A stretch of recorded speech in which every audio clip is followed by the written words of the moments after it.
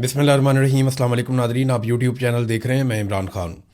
Nadreen, पहली खबर तो ये है कि बुशरा बीबी को रात गए अस्पताल मुंतकिल किया गया और उनकी आंख का ही प्रॉब्लम है। उन्हें अस्पताल ले जाया गया, कुछ देर उनको दाखिल रखा गया और बाद में खबर आई कि उन्हें वापस से शिफ्ट कर दिया गया है अडयाला जेल में। अब ये एक मामूल बना लिया गया है, यानी वो एक खातून है, ना उनकी फैमिली को आगाह किया जाता है, ना उनके वकला को आगाह किया जाता है। बस जेल से अमला उन्हें उठाता है, सिक्योरिटी साथ लगाता है और जब दिल करता है लेकर चला जाता है। अब वो उन्हें अस्पताल में लेकर गए हैं। यहाँ पे इस किस्म की सिचुएशन में रात गए, कोई इमरजेंसी है, क्या सूरत हाल है, इसके बारे में किसी को कुछ पता नहीं है। उनकी फैमिली अलग से परेशान है और पाकिस्तान तहरीक इंसाफ भी इसके ऊपर एहतजाज कर रही है। अब इमरान खान के साथ ये ज़्यादतियों की तो इंतहा है ना। याद है आपको, बिलावल की फुप्पो को एक दिन रात के वक्त एक जगह से दूसरी जगह शिफ्ट किया गया था और रात का वक्त नहीं था, वो भी शाम का वक्त था। तो बिलावल ने चीख चीख के गला फाड़ दिया था और पूरे पाकिस्तान के अंदर कोहराम मच गया था कि एक खातून को रात के वक्त फैमिली की इजाज़त के बगैर और प्रोटोकॉल्स के बगैर और फलानी चीज़ के बगैर आप कैसे मूव कर सकते हैं। तो यहाँ बुशरा बीबी को उठाया जाता है जनाब, उनको ले जाते हैं अस्पताल में, वहाँ एडमिट करवाते हैं, वहाँ से उनका इलाज करवाते हैं, उनको वापस अडियाला जेल में छोड़ जाते हैं। और ये एक नॉर्मल प्रैक्टिस है, इसको अब कोई ऐसी चीज़ समझा नहीं जाता पाकिस्तान में कोई बड़ा हो रहा है। आसिम मुनीर साहब ने ना पाकिस्तान में बहुत सारी चीज़ें नॉर्मलाइज कर दी हैं जो पहले हमें लगता था कि ये नहीं होंगी। और देखें, आहिस्ता आहिस्ता पाकिस्तान उस तरफ जा रहा है जिस तरफ शुमाली कोरिया जा चुका है। शुमाली कोरिया में किम जोंग उन की हुकूमत है और जिस तरीके से वो वहाँ पे निज़ाम को कंट्रोल करता है, कभी आप स्टडी करें, वैसे मैं उस पर एक वीडियो बनाऊँगा, आपको अंदाज़ा हो जाएगा कि कितनी खौफनाक ज़िंदगी वहाँ के लोग गुजार रहे हैं। तो पाकिस्तान आहिस्ता आहिस्ता शुमाली कोरिया वाली साइड पे या उसी तरह के तर्ज अमल में पाकिस्तान की जो मौजूदा रजीम है वो उस तरफ पाकिस्तान को लेकर जा रहा है। और हम ये होता हुआ अपनी आंखों के सामने देख रहे हैं, जैसे इन्होंने अदालतों को कंट्रोल किया, बाकी सारी चीज़ों को किया। अब जिस पॉलिटिकल पार्टी ने इस लड़ाई को लड़ना था, उनका लीडर जेल में, इमरान खान तो मुकाबला कर रहा है। मैंने पिछले वीलॉग में भी आपको बताया कि इमरान खान इनसे हार नहीं मानेगा। उसने कहा कि मैं इनसे हार नहीं मानूंगा। उसने कौम से वादा किया था, आज के दिन तक, इस वक्त तक इमरान खान ने अपना वादा पूरा किया और इमरान खान ने आसिम मुनीर से किसी किस्म की कोई शिकस्त तस्लीम नहीं की। और इमरान खान ने कहा था कि मुझे डरा हुआ देखना इनकी हसरत रह जाएगी। ये इमरान खान से इतना डरते हैं कि इमरान खान जेल में है और आसिम मुनीर साहब ने आर्मी चीफ होने के बावजूद एक्सटेंशन ले लिया। ये खौफ नहीं है तो और क्या है। पाकिस्तान तहरीक इंसाफ अगर इमरान खान के नुक्ता नज़र पे चलती तो शायद कोई नतीजा निकल भी आता, लेकिन तहरीक इंसाफ किसी और तरफ चल पड़ी है। जो भी आता है वो इक़्तिदार की भूल भुलैयों में गुम हो जाता है। पहले अली अमीन गंडापुर थे, अब सुहेल आफरीदी हैं और ऐसा दिखाई देता है कि सुहेल आफरीदी ने भी पाकिस्तान तहरीक इंसाफ के कारकुनों में मायूसी फैला दी है। उनकी कबूलियत तो हो गई है, यानी अब वफाकी वज़रा उनकी तारीफ़ करते हैं जो पहले बहुत सख्त उनके ख़िलाफ़ थे। अब दूसरी हुकूमतें भी उनकी तारीफ़ करती हैं जो पहले उनके ख़िलाफ़ थे। अब कोई इस्टेब्लिशमेंट या DG ISPR वगैरह भी उनके ख़िलाफ़ कोई बात नहीं करते। फिर ड्रोन हमलों के हवाले से इमरान खान का जो सख्त मौक़िफ़ था अब वो सुहेल आफरीदी ने तब्दील कर दिया। फिर ऑपरेशन के हवाले से जो सुहेल आफरीदी का एक सख्त मौक़िफ़ था इमरान खान के कहने पर, वो भी लगभग तब्दील हो गया। जो मामलात अफ़गानिस्तान के हवाले से हैं वो भी हम वैसे नहीं देखते। और जो एहतजाज की सियासत है उन्होंने उठाकर खाते डाल दिया कि महमूद खान अचक से ही बताएंगे कि इमरान खान को बाहर निकालने के लिए तहरीक कब चलानी है और इमरान खान साहब जो हुक्म करेंगे वो मैं करूँगा। अब इमरान खान साहब हुक्म कब करेंगे, मुलाकात होगी तो करेंगे। मुलाकात आसिम मुनीर साहब ने बंद की हुई है। तो लोग ये चीज़ें देखते हैं तो लोग मायूस होते हैं, फिर लोग दूर हो जाते हैं। देखिए, मैं एक चीज़ नोट कर रहा हूँ, जिसको भी कबूलियत मिलती है ना उसकी मकबूलियत बढ़ जाती है। यानी ये निज़ाम जिसको भी कबूलियत बख्शता है उसकी मकबूलियत फ़ारिग हो जाती है। आप देखें ना, निज़ाम में कबूलियत किसकी, मरीम नवाज़ की, वो पब्लिक में जा नहीं सकती। शहबाज शरीफ की कबूलियत है, पब्लिक में जा नहीं सकता।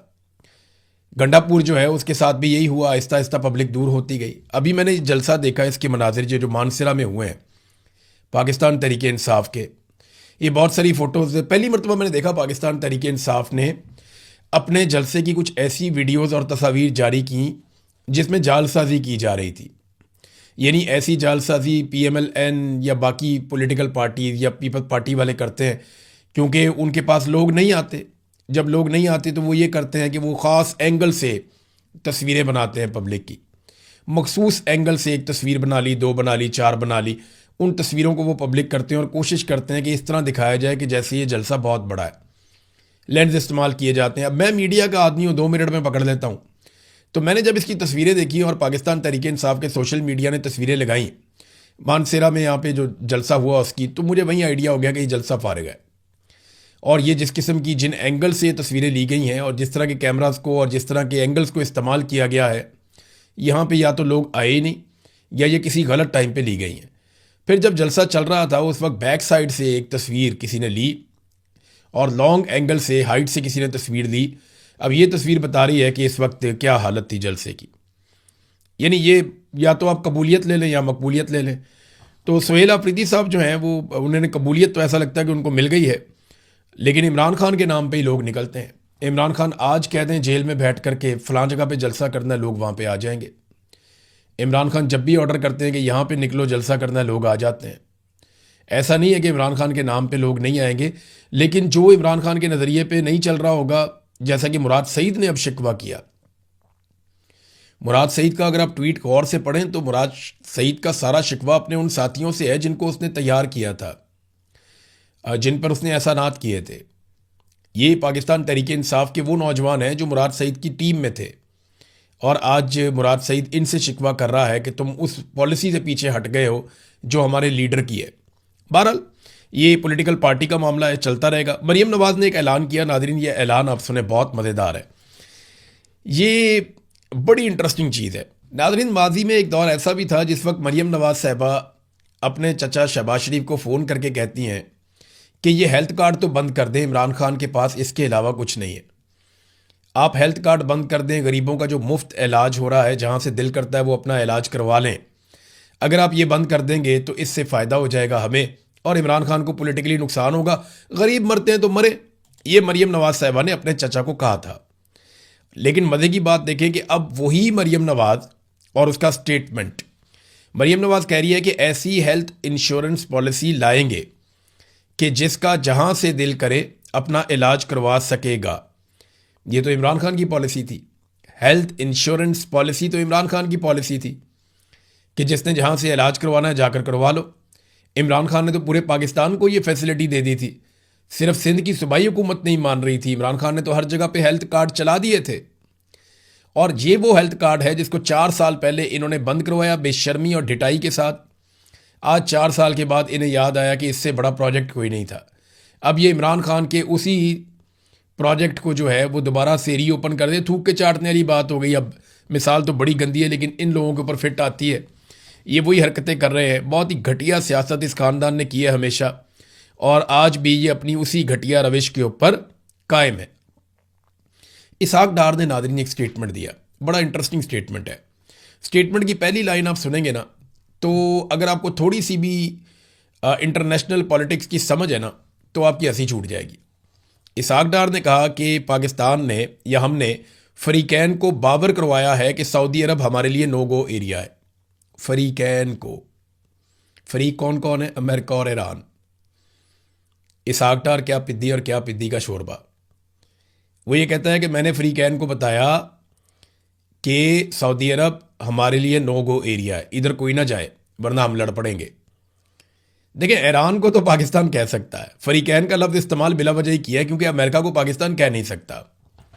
आज अगर अमेरिका सऊदी अरब के साथ कोई ज्यादती करता है तो पाकिस्तान तो एक लफ्ज़ नहीं बोलेगा। आपको याद है मोहम्मद बिन सलमान के बारे में कितने घटिया अल्फाज बोले कुछ अर्सा पहले डोनाल्ड ट्रंप ने, तो उसके ऊपर एक लफ्ज़ नहीं बोला पाकिस्तान के वज़ीर आज़म ने या वज़ीर ख़ारजा ने, बोल भी नहीं सकते। भाई सऊदी अरब तो छोड़ें, जब पाकिस्तान के फ़ौजी शहीद कर दिए थे, पीपल्स पार्टी का दौर था गालिबन, अमेरिकन ने अफ़गान बॉर्डर के ऊपर पाकिस्तानी फ़ौजी सलाला में शायद शहीद कर दिए थे और 25 फ़ौजी पाकिस्तानी शहीद हो गए थे। उसके बाद हमने अलामती तौर पे सिर्फ क्या किया था, सप्लाई लाइन बंद की थी, वो भी अलामती तौर पे, और वो जिस वक्त अमेरिका को प्रॉब्लम आया उन्होंने वापस खुलवा ली।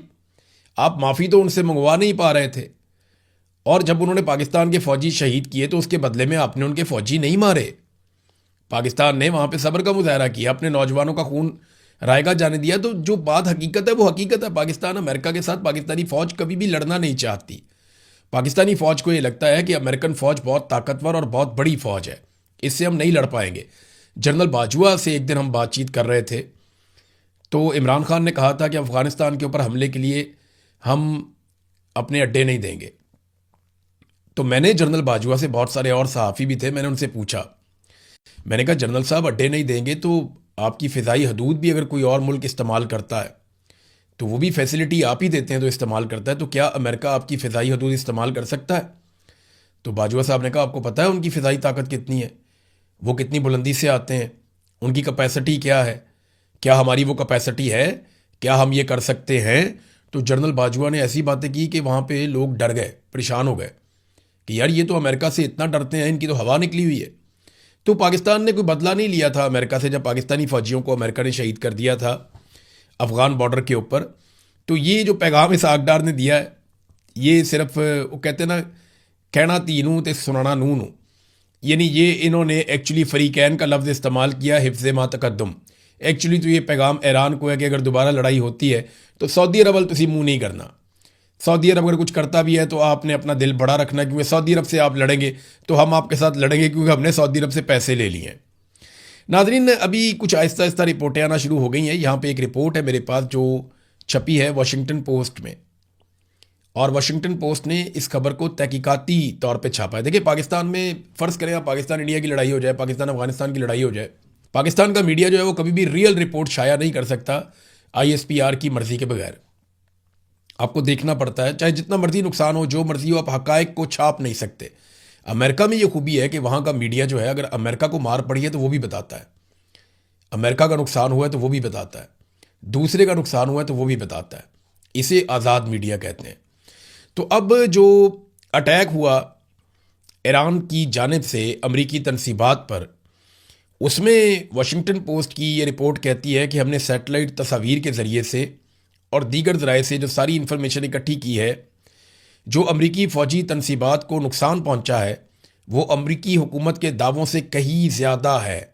और ये इंकशाफ किया है वाशिंगटन पोस्ट ने अपनी तहकीकाती रिपोर्ट में। अमरीकी अखबार वाशिंगटन पोस्ट की जानिब से जारी करदा सैटेलाइट तस्वीर की तज्ज़ियाती रिपोर्ट के मुताबिक मशरिक़ वस्ता में जंग के आगाज़ से अमरीकी फ़ौजी तनसीबात पर ईरानी फ़िज़ाई हमलों में कम अज़ कम 228 स्ट्रक्चर्स या तनसीबात को तबाह किया गया या उन्हें नुकसान पहुंचाया गया, जिसमें बड़ा कीमती फ़ौजी साजो सामान था। हैंगर्स भी थे, बैरक्स भी थीं, ईंधन के डिपो थे, तैयारे थे, अहम रेडार थे, मवासलाती और फ़िज़ाई दिफाई आलात, ये सारे निशाना बने थे। इन हमलों में नुकसानात अमरीकी हुकूमत के दावों या इससे पहले जो रिपोर्ट किए गए नुकसानात हैं उससे कहीं ज़्यादा है। यानी जो अमेरिका ने कहा नुकसान उतना नहीं हुआ, बल्कि नुकसान उससे कहीं ज़्यादा हुआ है। अमेरिका अपना नुकसान छुपा रहा है, इसीलिए डोनाल्ड ट्रंप शायद दोबारा ईरान के साथ लड़ना भी नहीं चाहते। ईरान ने बहरहाल जो अमेरिका ने तजावीज़ दी हैं उनके जवाब में वापस पाकिस्तान को बता दिया है कि इन तजावीज़ पे ईरान का रद्द-ए-अमल क्या है।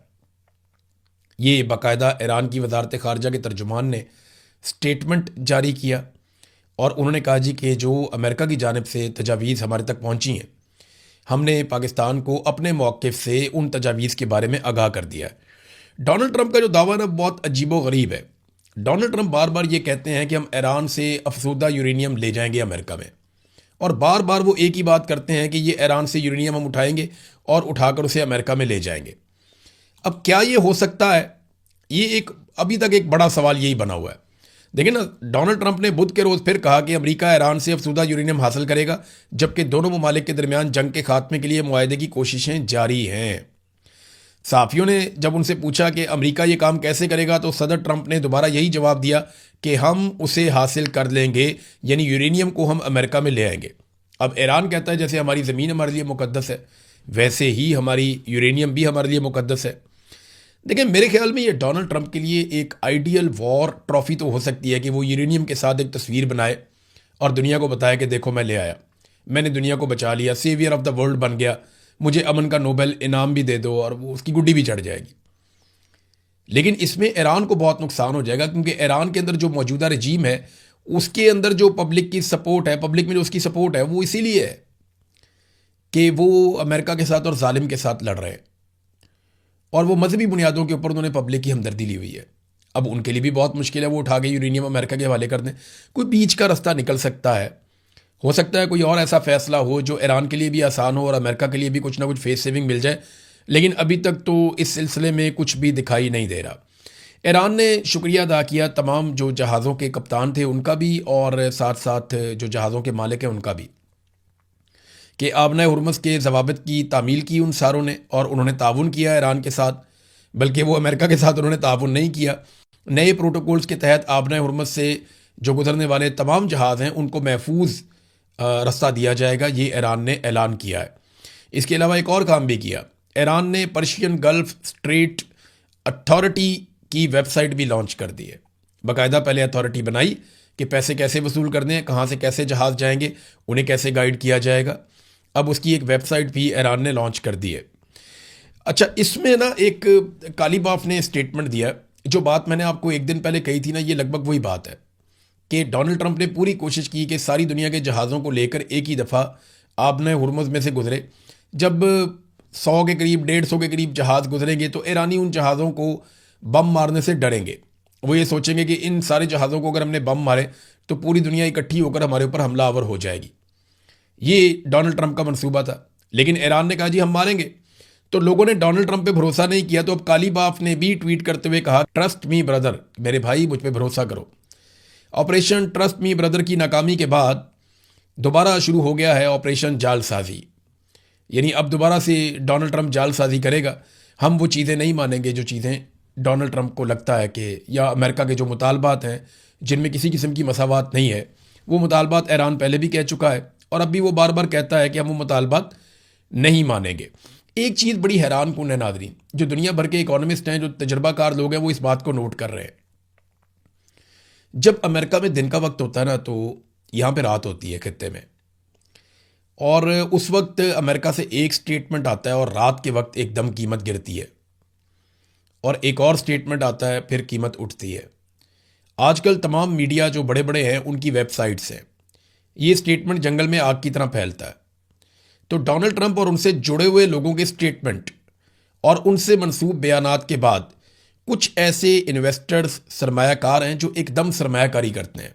यानी एक स्टेटमेंट आता है, एकदम कीमत गिरती है, और वो बहुत सारा सरमाया लगाकर बहुत सारी ख़रीदारी कर लेते हैं, और एकदम जैसे ही सूरत हाल तब्दील होती है एक नया स्टेटमेंट आता है और उसके बाद कीमतें बढ़ती हैं तो वो मार्केट से निकल जाते हैं।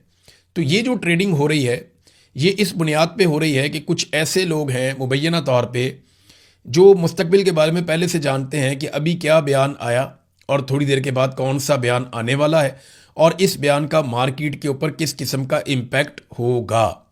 ये बहुत इंपॉर्टेंट है, ये छोटी बात नहीं है, ये बड़ी बात है। नाज़रीन, एक और चीज़ है, ईरान के ऊपर काफ़ी दबाव भी बढ़ गया है। ऐसा नहीं है कि ईरान पे दबाव नहीं है। ये जो अमेरिका ने नाकाबंदी की है इसका ईरान को नुकसान हुआ है, और नुकसान देखें इस लेवल पे है कि ईरान को आने वाले दिनों में अपनी प्रोडक्शन कम करनी पड़ेगी, और ईरान को किसी ना किसी तरह इस नाकाबंदी को ख़त्म करना पड़ेगा। उसके लिए बहुत बुरे माशी हालात पैदा हो जाएंगे। तो ईरानी हुकूमत ने अवाम से अपील की है चंद चीज़ों की। एक तो उन्होंने कहा जी पुरअमन रहें, आपस में मुत्तहिद रहें, एक दूसरे के मसाइल हल करें, मोहल्लों की सतह के ऊपर एक दूसरे को सपोर्ट करें, और जितनी हो सकती है सारी कौम मिलकर बचत करे। उनका ये कहना है कि आप जितनी बचत करेंगे उतना हमारे दुश्मन को हम नुकसान पहुंचाएंगे। इस वक्त इम्तिहान जो है वो ईरान के अंदर है। दुश्मन हमसे नहीं लड़ पा रहा, लेकिन वो हमें अंदर से लड़ाना चाहता है और हमें माशी तौर पे कमज़ोर करके हमारे आसाब तोड़ना चाहता है। तो इस वक्त ईरानियों को खड़ा रहना पड़ेगा।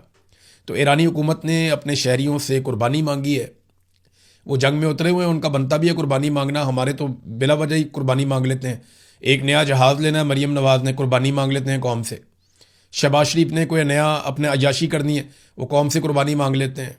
नई गाड़ियाँ लेनी है, इन्होंने कौम से कुर्बानी मांग लेते हैं।